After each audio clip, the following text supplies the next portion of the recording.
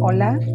soy María Cristina Rossi, profesora e investigadora de arte latinoamericano en la Universidad de Buenos Aires y en la Universidad Nacional de 3 de Febrero. Y a continuación voy a presentar la obra de Claudio Girola en el marco de la exhibición de la superficie al espacio que se presenta en Nueva York. Antes de comenzar, quiero agradecer a Isla la invitación para participar en estos encuentros. Bien, para presentar a nuestro artista, diré que Claudio Girola nació en la ciudad argentina de Rosario, donde comenzó su formación artística hasta que su familia se trasladó a Buenos Aires, ciudad en la que continuó formándose, pero fundamentalmente en la que desarrolló la etapa de trabajo vinculado al arte concreto. No obstante, desde 1952, Girola comenzó a viajar a Chile y en 1956 logró establecerse en Valparaíso. Por esta razón, hoy reconocemos en Claudio Girola a un artista argentino-chileno. Fue el hijo mayor del matrimonio formado por María Iomi y el escultor Santiago Girola. En consecuencia, su padre fue no solo su primer maestro, sino también el primer maestro de su hermano, Ennio, que tomó el apellido materno, Ennio Iomi, ya que ambos fueron parte de la vanguardia del arte concreto argentino. Una vez en suelo chileno, se sumó al proyecto de la Universidad Católica de Valparaíso y su obra escultórica fue más allá, trabajando también en la superficie del papel, así en dibujo, pintura, collage, grabados, pero también teorizó y ejerció la docencia en la Escuela de Arquitectura y desde 1974 en la Escuela de Diseño Gráfico e Industrial, para la cual también había contribuido a su fundación. Desde el temprano periodo de formación, Girola se manifestó como un joven reflexivo y esa inclinación hacia la meditación no solo marcó sus trabajos plásticos, sino que hoy sus escritos conforman un importante legado a través del cual podemos conocer su pensamiento. En el marco de esta actitud reflexiva y para comprender su obra escultórica,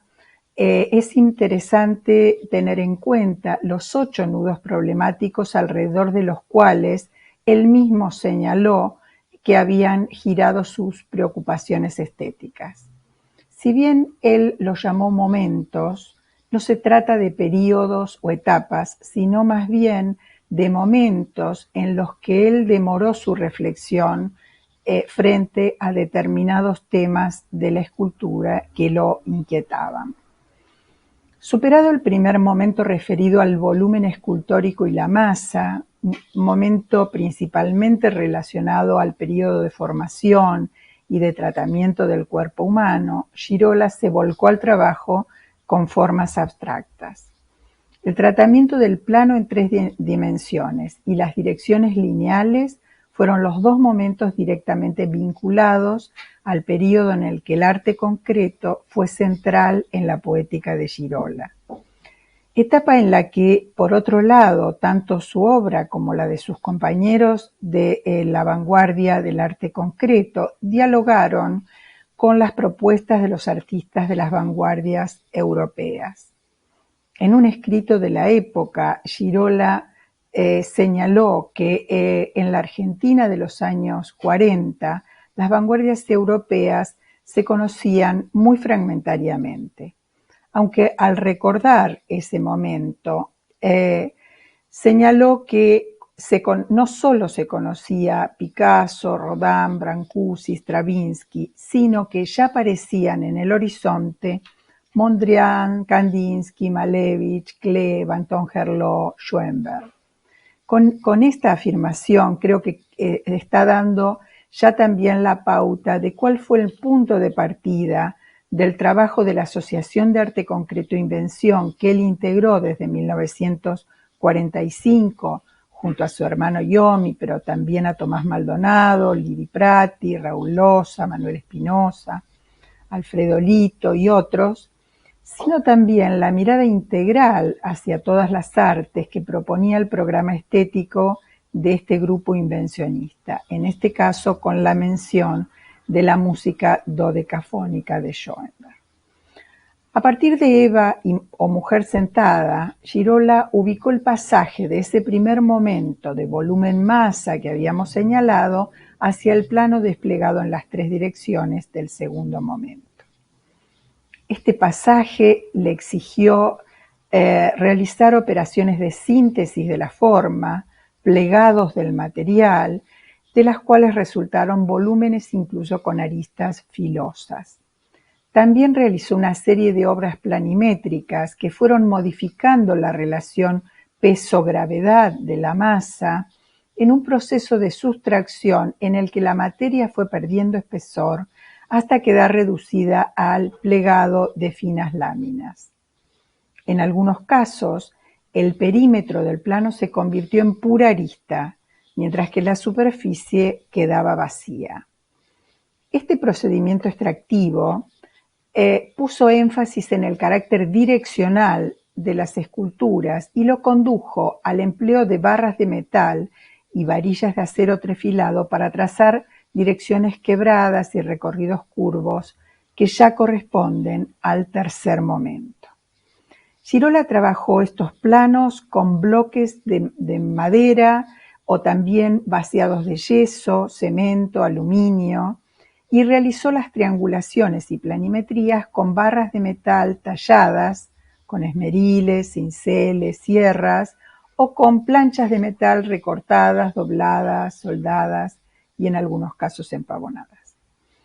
Para las obras direccionales empleó varillas de aluminio, otras veces de acero trefilado, planchas laminadas de diferentes metales, y habitualmente acopiaba en su taller estos materiales, a veces de origen industrial, y su modalidad de trabajo tendía a buscar cierta resonancia en cada material o en cada trozo de determinados materiales, más que en generar un proyecto concebido previamente para un material. Sus dibujos, pinturas, collages, grabados no tuvieron el carácter de boceto, es decir, fueron concebidos como obras, como otra modalidad para construir a partir de esas formas inventadas. Pero a pesar de haberlos concebido liberados de esa condición de dibujo preliminar, en muchos de ellos se percibe el mismo universo de preocupaciones estéticas que en las esculturas. Y por lo tanto, en el papel también se observan los desarrollos planimétricos, las líneas y los sistemas de rectas tensados sobre los fondos planos. En 1949, Girola viajó a Europa. En Italia se relacionó con el movimiento de arte concreta de Milán, exhibió en la Galería Salto de esa ciudad, conoció a Max Biel en Zúrich y estrechó vínculos con Georges Van Gerlot,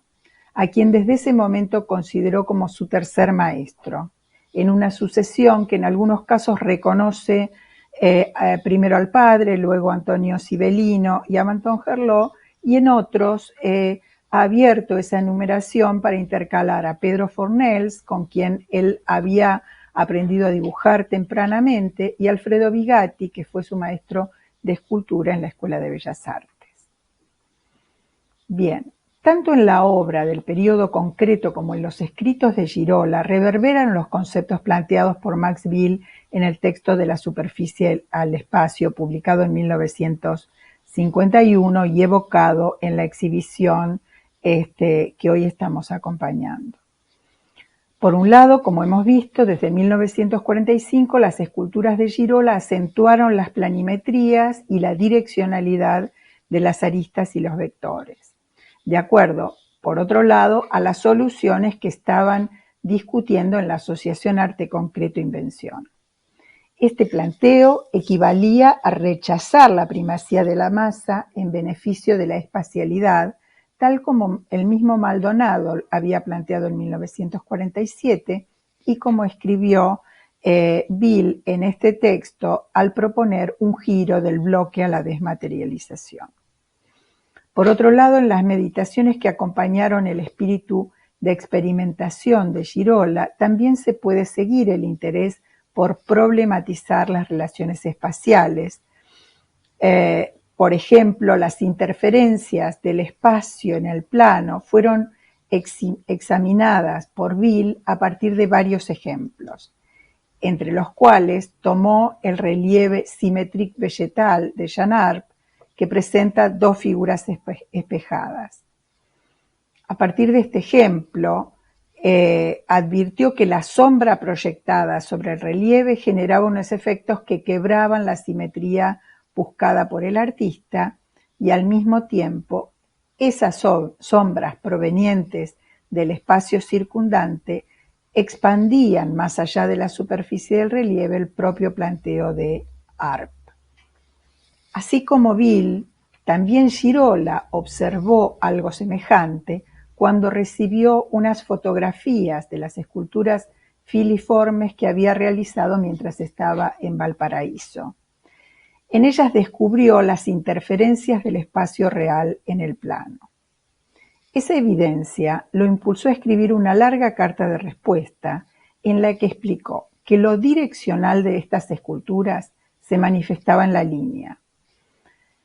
lo cual transformaba a la escultura en una grafía tridimensional y al proyectarse sobre el plano introducía sus sombras. Al observar que las sombras se sumaban con valores iguales al material línea, los alambres en este caso que conformaban la escultura, y que las direcciones de estos volúmenes se habían reducido al plano, comprendió que sus obras filiformes habían llegado a una zona fronteriza entre la escultura y la pintura, entre la superficie y el espacio. En línea con esta activación del entorno y del sujeto que planteó Max Bill, en las clases impartidas en la Escuela de Arquitectura, Girola se interesó por las relaciones dialógicas que se jugaban entre los volúmenes virtuales de sus esculturas y el espacio circundante. No desatendió tampoco las interacciones del espectador que al rodear la obra reconstruye el sentido originario de la concepción espacial a través de la continuidad de su mirada que va uniendo las aristas, mientras pone en juego sus acciones motrices y gestuales y al mismo tiempo experimenta sensorialmente su propia espacialidad interna. Pero además, como decíamos, Girola tuvo la oportunidad de llevar más allá las posibilidades de sus obras en el sentido de activar el entorno y al espectador al sumarse al proyecto de la Escuela de Arquitectura, porque ese fue el ámbito principal en el que fueron comprendidas. Progresivamente allí se fue inclinando hacia una mayor indagación sobre los materiales, las texturas y las relaciones de color, mientras que la geometría fue cediendo a un tratamiento formal cada vez más libre. También en esta etapa se demoró en otros problemas escultóricos que lo inquietaban. Así, a partir de la talla de maderas, Girola realizó esculturas verticales con entrantes y salientes, que consideró como el cuarto momento escultórico, al que llamó de abstracción y geometrización del volumen. En general son piezas que recuperan el trabajo sobre las cualidades táctiles de los materiales y tienen un movimiento ascendente, pero no tectónico, ya que a veces se afinan y en muchos casos desafían la gravedad. En el quinto momento ubicó las experiencias de fracturaciones de las obras realizadas con arcillas y con maderas, en las que deliberadamente puso en evidencia las rupturas, las rugosidades, las discontinuidades del material. Este carácter también se expresa en el quiebre de la conformación de la obra, ¿cierto?, al fracturar su propia unidad. En general, entonces, esta es una opción que desafía la organización formal y pone en primer plano los efectos táctiles, que en lugar de trabajar sobre las sutilezas de la superficie, busca la hondura, la profundidad del material. Otro aspecto que cuestionó fue la noción de pedestal en cuanto punto de apoyo necesario para las esculturas. Esta inquietud le abrió a Girola el interrogante acerca de qué ocurría cuando el objeto escultórico no se apoyaba ni se levantaba desde una base o un zócalo. Decidió entonces cuestionar la tradición que indicaba que lo de abajo es base y lo de arriba es escultura. Descolocó entonces la posición tradicional del basamento y generó una nueva configuración. Llamó a este sexto momento de bases integradas, porque sin ocultar ni esculturizar la forma de las bases, las integró mediante un cambio en la posición. En el ámbito de la Escuela de Arquitectura, hacia 1955 comenzaron a realizarse los viajes de reconocimiento poético del continente, que llamaron travesías. En ellos, Girola realizaba signos escultóricos utilizando los materiales del lugar.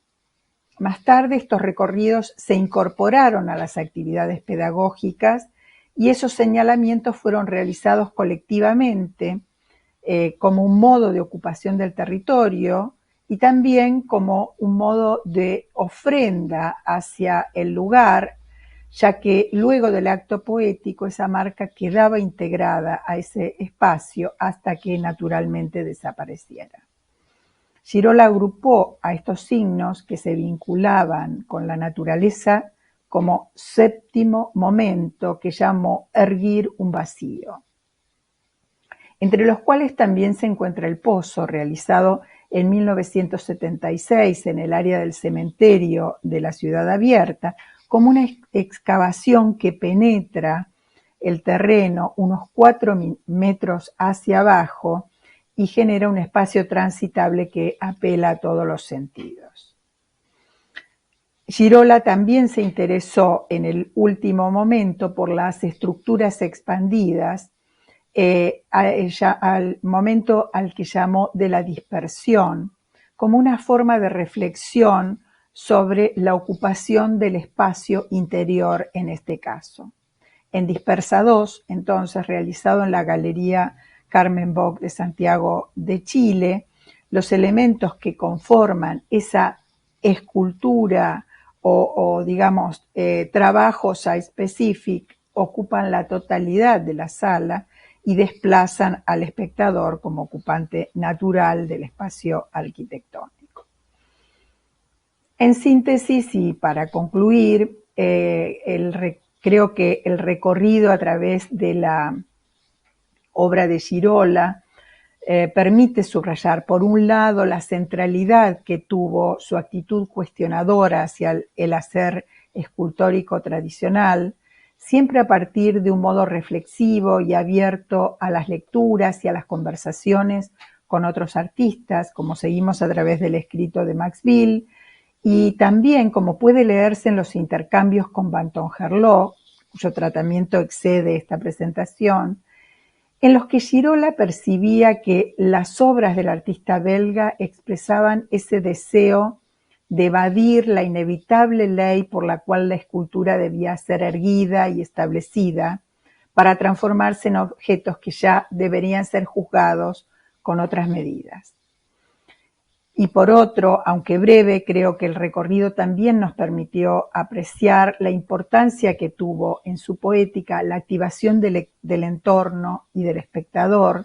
y muy especialmente a través del diálogo directo que pudo entablar desde la propuesta pedagógica y la actividad proyectual de la Escuela de Arquitectura y Diseño de la Universidad Católica de Valparaíso. Muchas gracias.